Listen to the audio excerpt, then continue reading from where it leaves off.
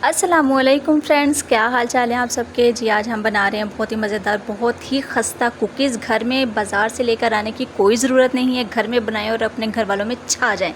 जी आज सबसे पहले हम क्या करेंगे, कम से कम 2 ट्रे जो है वो हमने उसको रेडी करके रख लेना है, ऑयलिंग कर लेनी है और साथ में एक पतीले को जो है वो हमने गर्म करने के लिए रख देना है। प्री हीट करना है, 15 से 20 मिनट काफ़ी होंगे प्री हीट करने के लिए। मीडियम आंच के ऊपर आपने हीट करना है। साथ में हम एक बाउल के अंदर जो है वो 2 कप मैदा, 1 कप पिसी हुई चीनी ऐड करेंगे और इन दोनों इंग्रेडिएंट्स को हम अच्छे से हिला लेंगे। याद रहे 2 कप मैदा है और 1 कप चीनी, अच्छे से हिलाना है।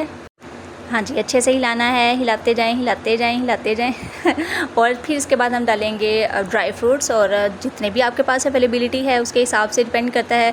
तो जी हम डाल रहे हैं बादाम और कोकोनट, इसको अच्छे से जो है ना हमने क्रश कर लेना है और इसके अंदर हमने मैदे के अंदर और पिसी हुई चीनी के अंदर ऐड कर देना। अब बारी आती है देसी घी की। ये देसी घी जो हम कुकीज़ बना रहे हैं, ये हम देसी घी में बना रहे हैं। तो 2 कप मैदे के लिए 1 कप देसी घी काफ़ी होता है।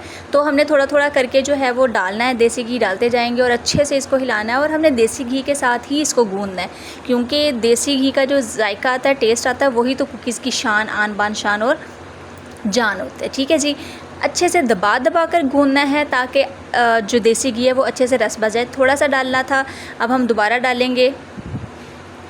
तो इस तरीके से जो है वो हम देसी घी इतना इतना थोड़ा थोड़ा करके डालेंगे ताकि ज़्यादा भी मत डाल जाए। लेकिन 2 कप मैदे के लिए 1 कप देसी घी बहुत इनफ होता है, बिल्कुल ठीक होता है। तो जी थोड़ा सा जो बाकी रह गया था वो भी हम डाल देंगे और अच्छे से गूंद लेंगे। ये देखें जी, इस तरीके से अच्छे से, ना ये सख्त होना चाहिए डो, ना ये बहुत ज़्यादा नरम होनी चाहिए, बिल्कुल इस तरीके से जो है वो रेडी होना चाहिए।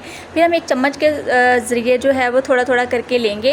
1 चम्मच के जितना हमने मटेरियल लेना है और उसकी कुकीज़ बनानी है। ठीक है जी, जिस तरीके से मैं आपको दिखा रही हूँ बिल्कुल इसी तरीके से हमने कुकीज़ बना लेनी है। लें जी, बहुत ज़बरदस्त कुकीज़ तैयार हो गई। और कुकीज़ बनाते जाएंगे और एक ट्रे जो है वो हमने उसको रेडी कर लेना है। तो ये कुकीज़ जो है वो हम पतीले में बना रहे हैं, ये हम ओवन में भी बना सकते हैं, हम इसके अलावा कुकर में भी बना सकते हैं। तो जो आपके पास अवेलेबिलिटी हो वो कर लेनी है आपने। इसके बाद ये जो है हम ठंडा दूध जो है वो उसको हम इसके ऊपर लगा रहे हैं थोड़ा सा, ताकि बहुत प्यारा सा कलर आ जाए। इसके अलावा अंडा भी जो है ना वो हम इसके ऊपर लगा सकते हैं दूध की जगह।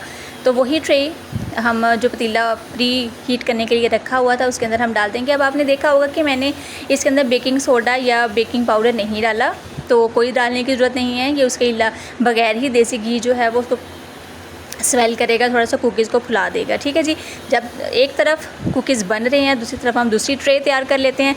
लें जी, ये देखा, वाओ कितना खूबसूरत जो है ना वो कलर आया और खाने में भी उतने ही टेस्टी हैं।